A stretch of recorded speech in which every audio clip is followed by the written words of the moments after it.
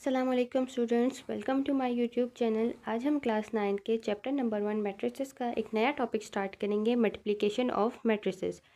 इससे पहले हमने 1.3 में एडिशन और सब्ट्रैक्शन पढ़ा था मैट्रिसेस का। उसमें हमारे पास कुछ रूल्स थे कि हम कैसे जो है ए और मैट्रिक्स बी मैट्रिक्स को जो है वो ऐड कर सकते हैं और सब्ट्रैक्ट कर सकते हैं। इसी तरह प्रोडक्ट में भी जो है हमारे पास कुछ रूल है जिसको हम फॉलो करेंगे, तब हम जो है मैट्रिसेस को मल्टीप्लाई कर सकते हैं। तो पहले हम देखते हैं जो हमने पिछली एक्सरसाइजेस में पढ़ा था कि अगर हम ए और बी मैट्रिक्स को प्लस करते हैं तो ए का जो ऑर्डर है वो हमारे पास सेम होना चाहिए बी के ऑर्डर के। अगर ए का ऑर्डर है 2/2 तो बी का ऑर्डर भी 2/2 होना चाहिए। अब हम जब प्रोडक्ट देखते हैं, प्रोडक्ट में हमने जब ए और बी मैट्रिक्स को मल्टीप्लाई करना है, इसके लिए हमने देखना होगा ए के नंबर ऑफ़ कॉलम्स को और बी के नंबर ऑफ़ रोज़ को। अगर ए के नंबर ऑफ़ कॉलम्स जो हैं वो इक्वल होते हैं बी के नंबर ऑफ़ रोज़ के, तब हम ए और बी को मल्टीप्लाई कर सकते हैं। अगर हम बी और ए को मल्टीप्लाई करेंगे तो उसके लिए हम बी के नंबर ऑफ़ कॉलम्स को देखेंगे और ए के नंबर ऑफ़ रोज़ को देखेंगे। अगर ये दोनों आपस में इक्वल होते हैं तब इन दोनों का प्रोडक्ट पॉसिबल होता है। अब हम एक्सरसाइज 1.4 को सॉल्व करते हैं, जिसमें हमने मैट्रिसेस का मल्टीप्लिकेशन फाइंड करना है। सबसे पहले क्वेश्चन है which of the following matrices are conformable for multiplication. इन मैट्रिसेस में है हमने बताना है कि कौन सा मैट्रिक्स जो है वो कन्फर्मेबल है दूसरे मैट्रिक्स के साथ मल्टीप्लिकेशन के लिए। जैसे ए है, बी और सी और डी मैट्रिक्स है, इसमें हमने चेक करना है कि किस किस मैट्रिक्स का जो है प्रोडक्ट पॉसिबल है। सबसे पहले हम ए मैट्रिक्स को देखते हैं। ए मैट्रिक्स को बी के साथ चेक करते हैं कि ए और बी जो है वो पॉसिबल है या नहीं। तो ए मैट्रिक्स के हमने क्या देखने हैं, number of columns. A matrix में हमारे पास कितने कॉलम्स प्रेजेंट हैं, 1। बी मैट्रिक्स में हमारे पास कितने रोज़ प्रेजेंट है, 1। यानी ए का जो नंबर ऑफ़ कॉलम है वो इक्वल है बी के नंबर ऑफ़ रोज़ के। इन दोनों का जो प्रोडक्ट है वो पॉसिबल है। नेक्स्ट हमारे पास है बी और ए।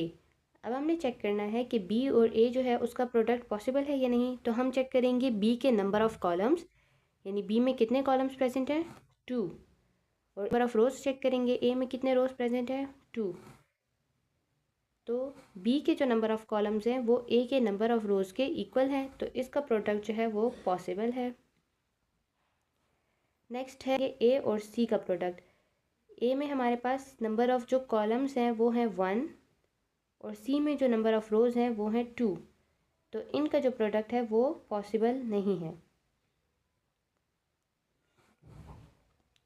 अब सी और ए का प्रोडक्ट देखते हैं कि सी और ए जो है वो पॉसिबल है या नहीं।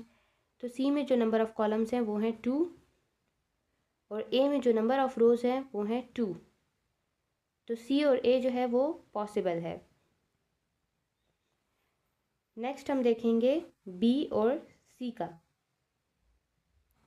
बी में नंबर ऑफ़ कॉलम्स जो हैं वो हैं 2 और सी में नंबर ऑफ़ रोज़ जो हैं वो हैं 2। तो इन दोनों का जो प्रोडक्ट है वो भी पॉसिबल है।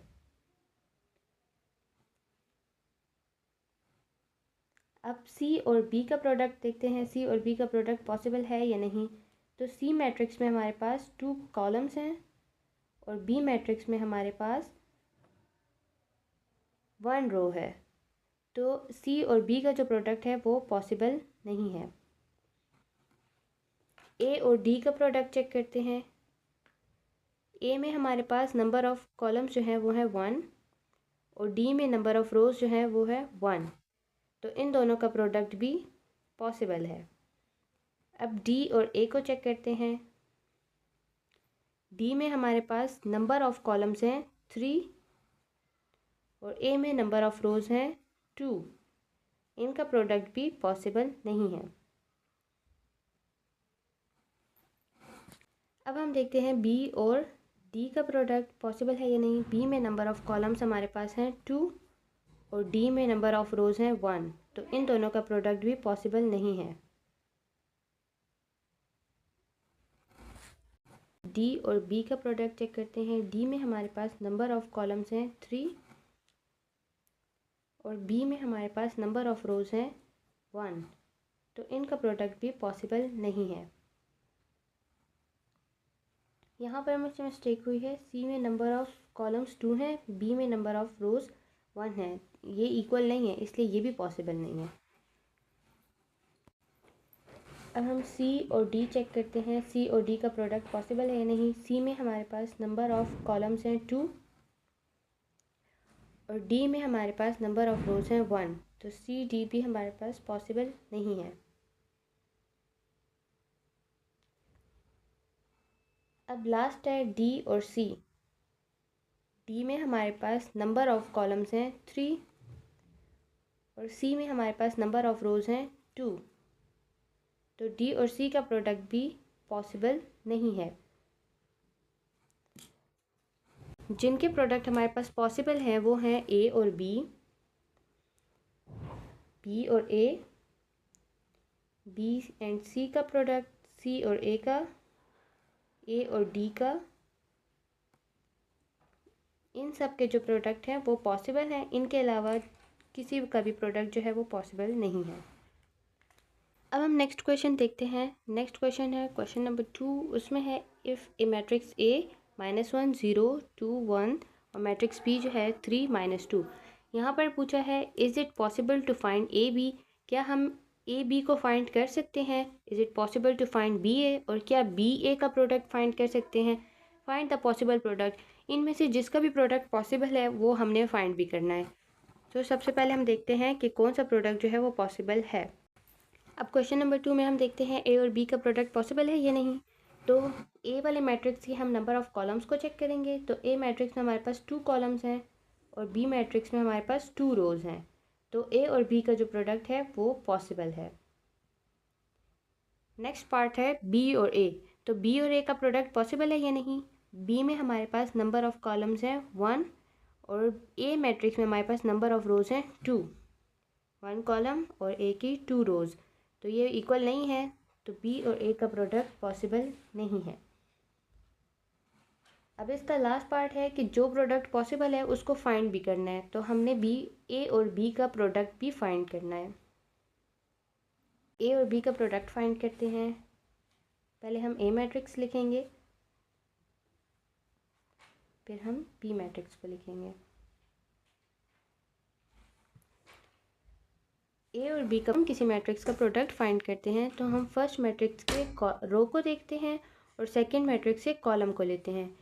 यहाँ पर -1 है, -1 मल्टीप्लाई बाय 3 और 0 प्लस 0 मल्टीप्लाई बाय -2। अब यहाँ पर जो नेक्स्ट रो है ये लेंगे, 2 multiply by 3 plus 1 multiply by -2।